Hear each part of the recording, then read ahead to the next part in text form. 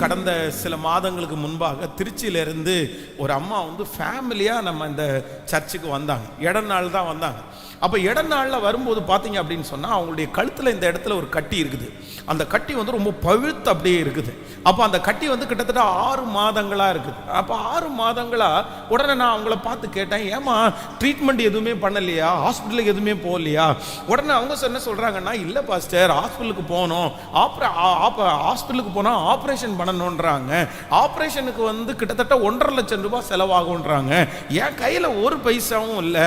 அதனால நான் ஒரு முடிவெடுத்தேன், ஆண்டவரே, கடன் வாங்கி நான் ஆப்ரேஷன் நான் பண்ண மாட்டேன்.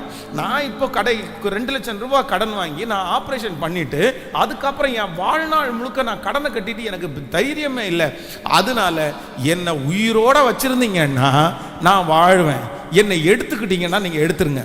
ஆனால் நான் கடன் வாங்கி நான் இந்த மாதிரி நான் ஆப்ரேஷன் பண்ண மாட்டேன். இந்த சூழ்நிலையை நீங்கள் தானே அனுமதிச்சிங்க, நீங்கள் எனக்கு சுகம் கொடுத்தா கொடுங்க அப்படின்னு சொல்லி கிட்டத்தட்ட 6 மாதமாக எத்தனையோ பேர் பயப்படுத்துகிறாங்க. அம்மா, இந்த கட்டி கேன்சராக மாறிடும், இந்த கட்டி உனக்கு பிரச்சனையாக மாறிடும். அவங்க ஒரே வார்த்தை, கடன் வாங்கி. நானா இது உண்டு பண்ணலை, இது எதேர்ச்சியாக எனக்கு வந்திருக்குது, கர்த்தரால முடியாது என்ன இருக்குது அப்படின்னு சொல்லி இங்கேருந்து நான் எனக்கே கொஞ்சம் பதட்டமாக இருக்குது.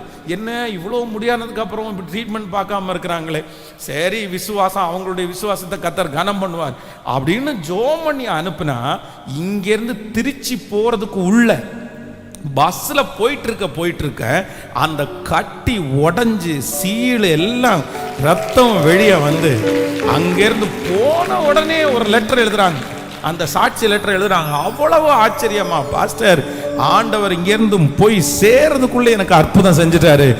ஆபரேஷனே இல்லாம கர்த்தரே ஆபரேஷன் பண்ணி அந்த தாயாருக்கு ஒரு விடுதலையை கர்த்தர் தந்திருக்கிறார். ஹல்லேலூயா.